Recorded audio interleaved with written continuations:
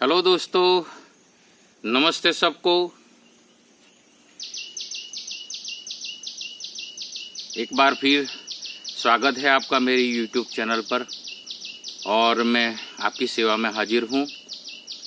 एक वीडियो बना रहा हूँ। लॉकडाउन 5 का आज 26वां दिन है, 26 जून 2020 शुक्रवार। शुक्रवार यानी भलेवार, भलावार, अच्छा बार। तो आज मैं नीति के बारे में 2 दिन से बोल रहा हूँ। 2-3 दिन से भक्ति की परंपरा में प्रथम नीति आती है। परमात्मा की भक्ति करनी है हमें, तो यदि हम नीति के मार्ग पर नहीं चले तो हमको भक्ति नहीं मिल सकती। नीति के मार्ग पर चलते हुए ही भक्ति मिलती है। तो नीति का मार्ग और नीति के बारे में मैं चिंतन कर रहा हूँ। ये जो लॉकडाउन के टाइम में आत्मचिंतन करते करते आत्मनिर्भरता हमको पानी है और परमात्मा की भक्ति का जो मूल सुख जहाँ से मिलता है सुख, वो भक्ति पानी है। तो ये समय पर नीति का मार्ग हमें, जैसे संतों ने नीति मार्ग नहीं छोड़ी और नीति के मार्ग पर चले हैं। और महापुरुषो येन गतः सो पंथाः, जो महापुरुष जो रास्ते पर जाते हैं वही पंथ, सच्चा पंथ है। तो महापुरुष कौन से मार्ग पर जाते हैं? वो नीति के मार्ग पर जाते हैं। नीति का मार्ग सबके लिए है, जो चलता है उसके लिए है। जो अनीति के मार्ग पर जाता है वो दुखी हो जाता है और जो नीति के मार्ग पर चलता है वो परम सुख प्राप्त करता है।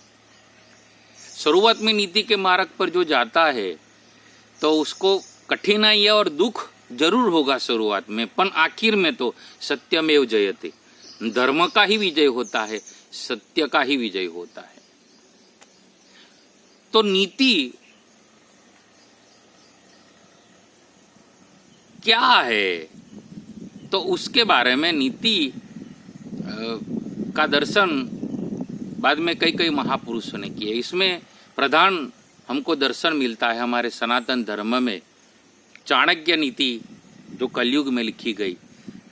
और वो चाणक्य पर मैं कल बोला था, आज भी मैं चाणक्य आचार्य चाणक्य इसलिए बोले गए कि उन्होंने आचरण किया, नीति के मार्ग पर चले। मैं कल बोला था करीब भगवान यीशु ख्रिस्त के 300-400 वर्ष पहले हो गए हैं। तो देखो तुम, हमारी सनातन धर्म का जो दर्शन है, जो वेदों है, जो उपनिषद है और जो हमारा नीति शास्त्र है, वो सभी धर्मों से पुराना है। इसलिए मूल सनातन धर्म इसको बोला जाता है। तो हम उसकी संतान हैं, तो उसके बारे में हम क्यों न चिंतन करें। और उसी के मार्ग पर चलने के लिए हमको प्रथम चिंतन करना है। ये जो मौका मिला है, जो एकांत का और ये जो कोरोना के टाइम में, तो उसका हम लाभ ले ले। तो चिंतन प्रथम होता है, जब विचार आता है तब कार्य होता है, बाद में होता है। तो पहले नीति का चिंतन हो। नीति क्या है, नीति कहाँ से हमको मिलती है, नीति के बारे में क्या है। तो मैंने चाणक्य नीति जो है वो सब संतों ने और सबने कबूला है कि चाणक्य ने जो नीति बताई है वो बहुत प्रमाणभूत है। कलयुग में पूरी दुनिया ने लोहा माना है आचार्य चाणक्य का। तो आज मैं वो चाणक्य के बारे में मैं बताऊंगा, चाणक्य नीति के बारे में।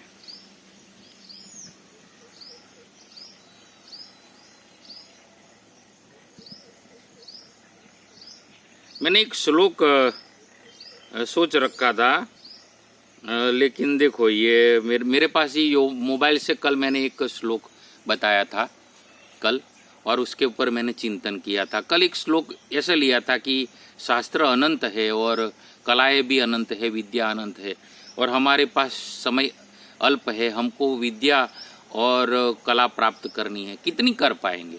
लेकिन जितनी कर पाए उसमें से हमको अल्प काल में, समय भी कम है हमारे पास और विघ्न भी बहुत है, और उसमें हमको सारभूत वस्तु पा लेनी है, शास्त्रों में से, कला में से और विद्या में से जो सारभूत है वो हमको लेना है। उसके बारे में मैं कल बोला था। तो चाणक्य नीति, तो वैसे चाणक्य ने जब नीति लिखी, आचार्य चाणक्य ने, तो शुरुआत में ही कह दिया कि मैंने सभी शास्त्रों में से सार निकाल के राजनीति और राजधर्म और ये नीति शास्त्र का रचा है सर्व जीवों के कल्याण के लिए। और सर्व जीवों के कल्याण के लिए आचार्य चाणक्य ने ये नीति लिखी है। इसलिए ये इतने 2300 वर्ष हो गए फिर भी ये मान्य है, क्योंकि सबके कल्याण के लिए है। और ये भी तो हकीकत है ना कि दूसरों का कल्याण का जो सोचते हैं वही तो नीतिवान है। जो अपना ही भला सोचता है, दुनिया का जो होना है वो, दूसरों का जो होना है वो हो, ऐसा जो सोचता है वो तो अनीति है ना।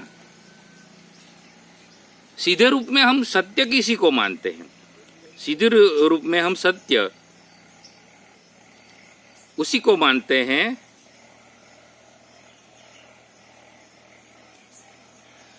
कि दूसरों का जिसमें भला हो, आत्मा का भी कल्याण हो और दुनिया का भी कल्याण हो, दूसरों का भी कल्याण हो।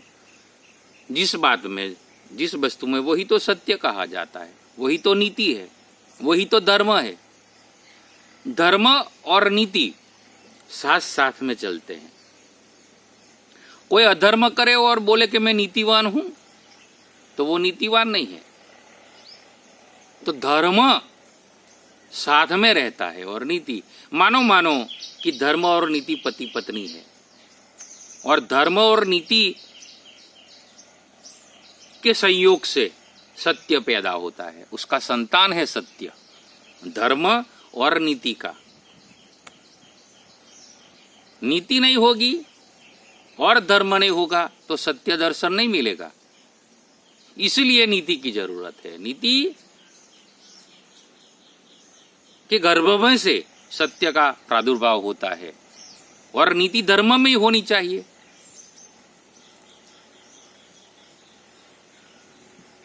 तो इसलिए भगवान श्री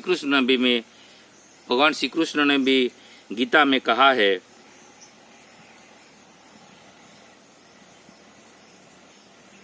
स्वधर्मे निधनम श्रेय पर धर्मो भयावह। अपना जो धर्म है उसमें रहना और अपने धर्म के अनुरूप कर्म करना, और उसमें मृत्यु आ जाए तो अमृत तुल्य है। लेकिन दूसरे के धर्म को पालन करना और दूसरे के धर्म कर्म को मान्य करके जीना, वो भयावह है, उसमें भय है और वो बिल्कुल सनातन सत्य है। इसलिए हम सनातन धर्मी है, हम हिंदू धर्मी है। तो हमारा धर्म, भगवान श्री कृष्ण ने कहा, स्वधर्मे निधनम श्रेय पर धर्मो भयावह। हमारा धर्म में हमारा मृत्यु हो जाए तो वो अच्छा है, लेकिन पर धर्म में जीना वो भयकारक है। वो जीते हैं पर धर्म में, लेकिन वो जीना नहीं है, वो मृत्यु है, वो भयकारक है। लेकिन हमारे धर्म का पालन करते करते हमारा यदि मृत्यु हो जाए तो मृत्यु भी अमृत तुल्य है। स्वधर्मे निधनम श्रेय, अपने धर्म में ही मृत्यु हो जाए तो निधन है, वो हमारे लिए श्रेय कारक है। तो ये इसी बात पर नीति और धर्म दोनों के संयोग से सत्य का प्रादुर्भाव होता है। राष्ट्र की अपनी नीति होती है, राष्ट्र का अपना धर्म होता है। हर एक राष्ट्र का अपना धर्म होता है, हर एक राष्ट्र की अपनी नीति होती है। और व्यक्तिगत जीवन हमारा देखे तो हमारे जीवन में भी हमारा धर्म होता है, स्वधर्म, और हमारी नीति होनी चाहिए। तुम्हारे जीवन में कौन सी कमी है? तुम्हारे जीवन में यही कमी है कि जीवन धर्ममय नहीं है, धर्मशीलता नहीं है जीवन में, और जीवन में नीति नहीं है। जब जीवन में नीति नियम आते हैं और जीवन में जब धर्म आता है, तब धर्मशीलता आती है, तो जीवन सार्थक होता है, जीवन सफल होता है। जीवन को यदि सफल बनाना है और जीवन का जो मूल ध्येय है आत्म प्राप्ति और परमात्मा प्राप्ति का अनुभव करना है, तो धर्म और नीति का आश्रय करना ही पड़ेगा, नीति के मार्ग पर चलना ही पड़ेगा।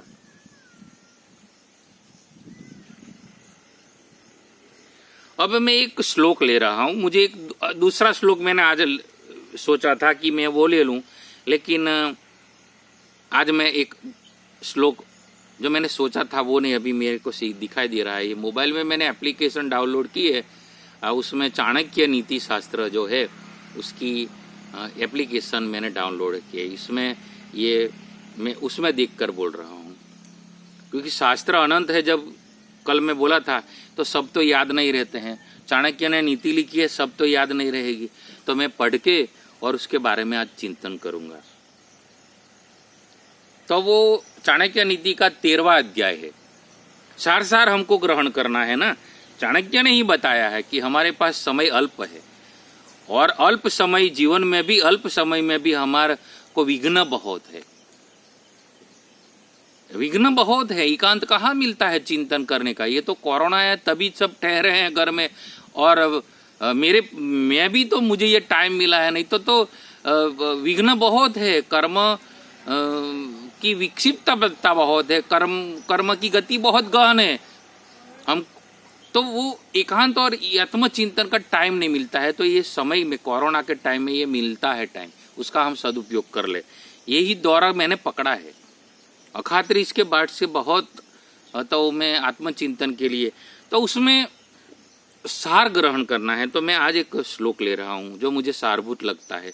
मैं चाणक्य नीति पूरी तो नहीं ले सकूंगा, और इतनी बातें तो कहाँ कर पाएंगे, समय भी बहुत कम है। और तो उसमें जो जो मुझे अच्छा लगता है वो मैं श्लोक लेऊंगा और उसका चिंतन करूंगा।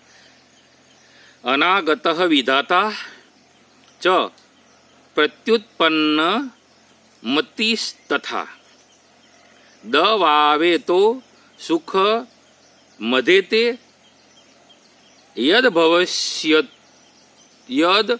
भविष्यो विनश्यति। ऐसा एक श्लोक है, 7वां श्लोक है 13वें अध्याय का। चाणक्य नीति के 13वें अध्याय का ये 7वां श्लोक है। अनागतः विधाता च प्रत्युत्पन्न मतिस्तथा दवावैतौ सुख मदेते यद भविष्यो विनश्यति।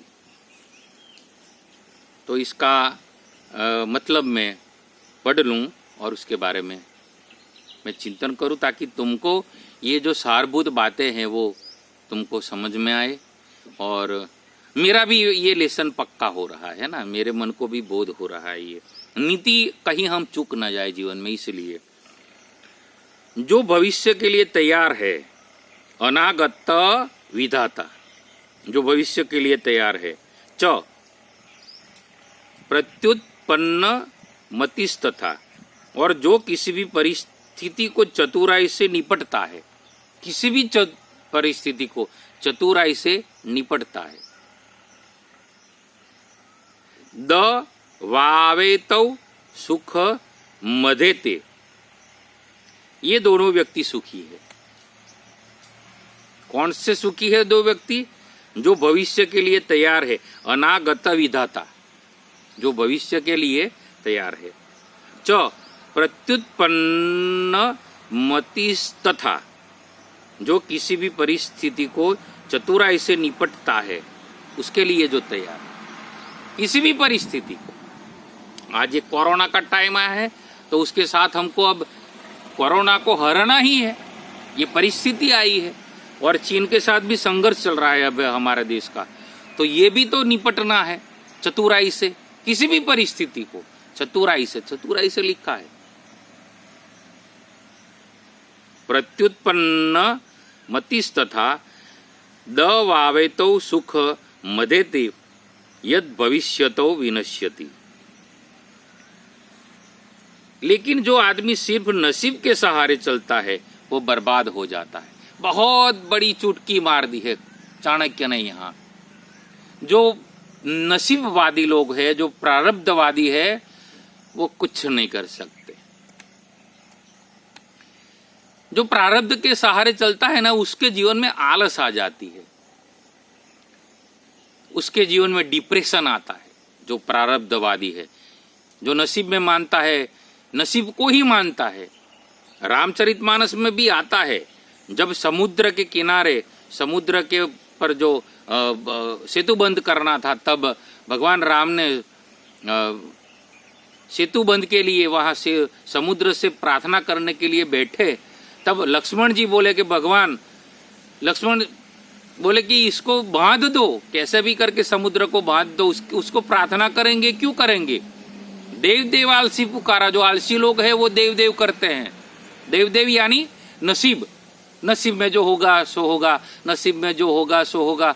ये नसीब में जो मानते हैं, ऐसे करते हैं। जो भाग्यवादी है वो आलसू लोग हुए, वो कर्मवादी नहीं है, वो प्रारब्धवादी नहीं है। और यहाँ चाणक्य नीति में चाणक्य बता रहे हैं, इसका मतलब है आचार्य चाणक्य पुरुषार्थवादी थे। और ये बोध हमारे आचार्य चाणक्य यानी आचार्य क्या, जो आचरण करके जो सिद्ध किया है, तो हमें भी आचरण करने के लिए बोल रहे हैं कि तुम ऐसे प्रारब्धवादी मत बनो। हमारे भारत देश में क्या हुआ है, क्या आध्यात्मिकता और भक्ति के बारे में इतना गलत फहमी हो गई कि हम ऐसे बोलते हैं कि भगवान के भरोसे छोड़ दो, राम के भरोसे छोड़ दो। ये प्रारब्धवाद का जो एक जो विचार आया ना, उससे हमारे भारतवासियों को, हमको और तुमको बहुत बड़ा नुकसान हुआ है।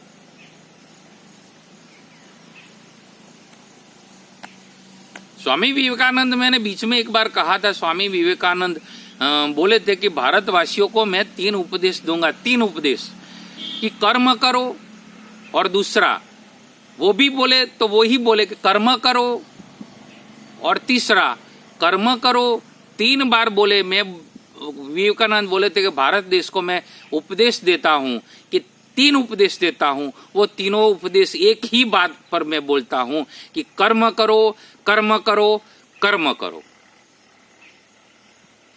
और वही बात भगवान श्री कृष्ण ने अर्जुन को गीता में कहा है, कर्मण्येव अधिकारस्ते मा फलेषु कदाचन। तेरा कर्म में अधिकार है, फल में नहीं है। इसका मतलब भी यही निकलता है ना कि कर्म करो, तुम्हारा कर्म पर अधिकार है, और बाद में तुम जैसा करोगे उसका ऐसा तुमको फल मिलेगा। फल कर्म के अधीन है, हमारे अधीन नहीं है फल। इसका मतलब है हम कर्म करेंगे, फल तो मिलेगा ही। इसलिए जो पॉजिटिव थिंकिंग रखते हैं ना, और जो कर्म को ही प्रधान मानते हैं, वो फल का कभी सोचते नहीं है। बोलते हैं ना कि कोई कर्म करे, हम प्लानिंग करें, उद्योग करें, धंधा करें तो हमको पैसा मिलेगा, पैसे करने के लिए धंधा उद्योग करें। बिल्कुल गलत बात है। हमको उद्योग धंधा करना है, हमको कर्म करना है। हमारा सर्विस क्षेत्र है, हमारा जो भी क्षेत्र है, और जो खेती कर्म है, हमारा सर्विस का कर्म है, हमारा खिलाड़ी का कर्म है, हमारा कोई फिल्मों क्षेत्र में जो लोग है उसका है, जो कोई संगीत क्षेत्र में है, जो कर्म जो अपना करते हैं, जहां जहां जिस देश में रहते हैं, जो समय पर जो कर्म करते हैं, तो वो कर्म करने का उसका फर्ज है, वो धर्म है ऐसा करके कर्म करने का, वो उसका कर्म करने का अधिकार है। तो वो क्यों करते हैं? पैसा नहीं, पैसा बाई प्रोडक्ट है। क्यों है बाई प्रोडक्ट? क्योंकि कर्म का फल कर्म के साथ जुड़ा हुआ है। तुम जैसा करोगे वैसा ही फल पाओगे, ये बात है। इधर जो नसीब के सहारे बैठ जाते हैं वो आलस आ जाती है, बाद में जो होगा सो देखा जाएगा। और नैष्कर्म्य अकर्मण्यता आती है जीवन में, वो दोष है बहुत बड़ा। भगवान श्री कृष्ण ने कहा है कि अकर्मण्यता वो जीवन का दोष है।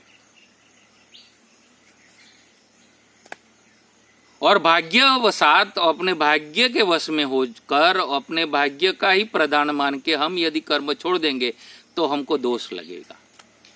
मरते दम तक कर्म करना है।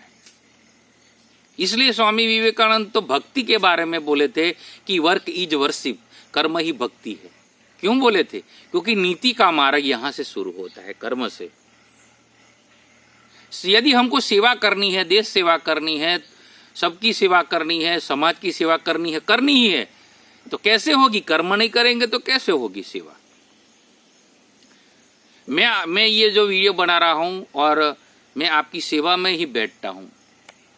जो YouTube पर जो सुनते हैं तो ये कर्म है। मैं नहीं बोलूंगा, मैं ये मोबाइल ओपन नहीं करूंगा और उसको अपलोड नहीं करूंगा और ये बात तुम्हारे तक नहीं पहुंचेगी तो मेरा जो सेवा भाव है तुम तक नहीं पहुंचेगा।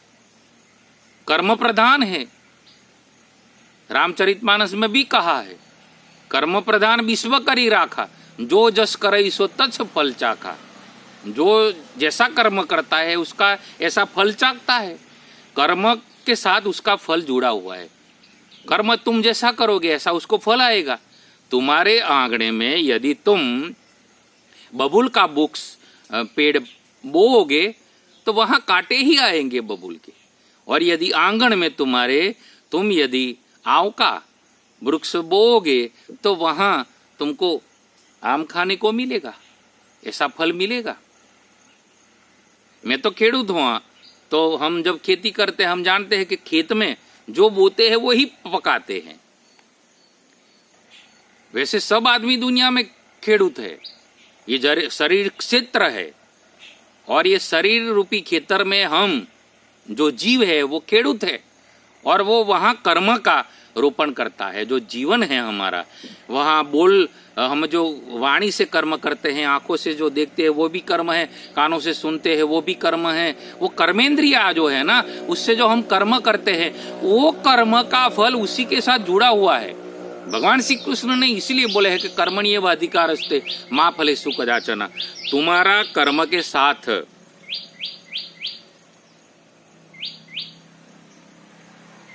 अधिकार है, तुम करो। कर्मेंद्रिया भगवान ने हमको दी है, इसीलिए दी है कि हम कर्म करें। हाथ दिए है, कान दिए है, आंख दी है, मुख दी है, क्या नहीं दिया? दातार ने बहुत कुछ दे दिया, तो उससे हम कर्म करें और कर्म का फल उसी के साथ जुड़ा हुआ है। हमारे हाथ में नहीं। हम कुछ करें ना और फल पाने की कोशिश करें तो कैसे मिलेगा? और यही जो नीति है दुनिया में वो अनीति कराती है। ये जो सोच है ना वही अनीति का मूल कारण है।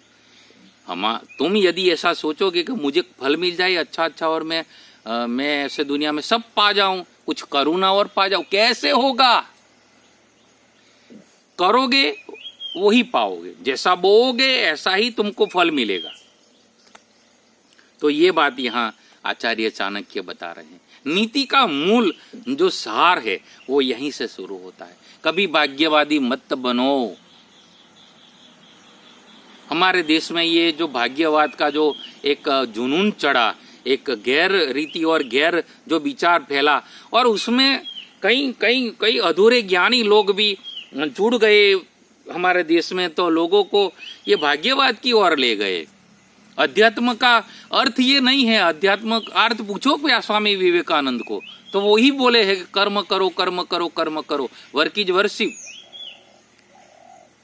क्यों बोला हमारे ऋषि मुनियों ने स्वाध्याय प्रवचनाभ्याम न प्रविदितव्यम। स्वाध्याय और प्रवचन करने में प्रमाद मत करो। प्रवचन करने के लिए भी बल लगता है ना। मैं जो अभी ये बोल रहा हूं उसमें आत्मबल जुड़ा हुआ है, बल तो लगता है ना, कर्म तो है ना ये भी। यदि हाँ, मौन भी एक कर्म है, पर मौन तो आध्यात्मिक एक भूमिका है। वो आलस में से नहीं आता है। आलस तो बात ही छोड़ दो। तो यहां कहते हैं जो भविष्य के लिए तैयार है। तो देखो ये शुरुआत होती है यहां से होती है कि तुम यदि हमारे दिमाग में और तुम्हारे जहन में एक बखत एक माइंड सेट हो जाए कि मैं जो करूंगा वही पाऊंगा, तो मैं अच्छा करूं, मैं अच्छा कर्म करूं, सत्कर्म करूं, मेरा स्वधर्म कर्म करूं और मेरी जो फर्ज है वो मैं अदा करूं, मेरी जो जवाबदारी है वो मैं पूरी करूं, समाज के प्रति जो मेरी फर्ज है, जवाबदारी है, राष्ट्र के प्रति मेरी जो फर्ज है, मेरी जवाबदारी है, वो मैं पूरी करूं। उसके लिए मैं सेवा करूं, कर्म करूं, राष्ट्र के लिए मैं कर्म करूं, मेरे कुटुंब के लिए मैं कर्म करूं, मेरे समाज के लिए मैं कर्म करूं।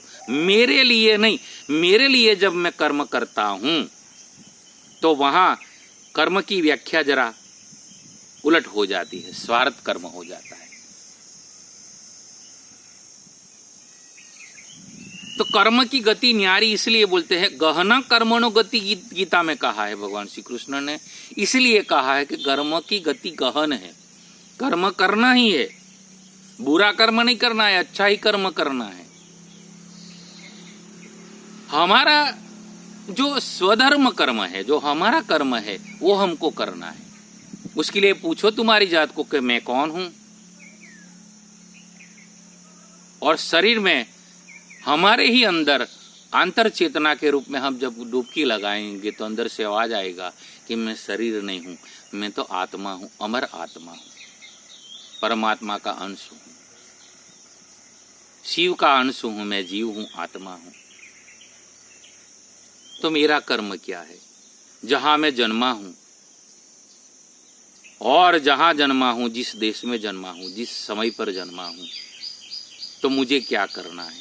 मेरे लिए सत्कर्म क्या है? मेरा स्वधर्म कर्म क्या है? पूछो अपने से। और यदि तुम अपने से पूछोगे तो अंदर से अपने को जवाब मिलेगा। और वही होता है और वहां से शुरू होता है हमारा भविष्य का, हमारा निर्माण वहीं होता है। નથી અંદર આવો બેબી આવું છે આવું આ વિડિયો પૂરો કરી લો।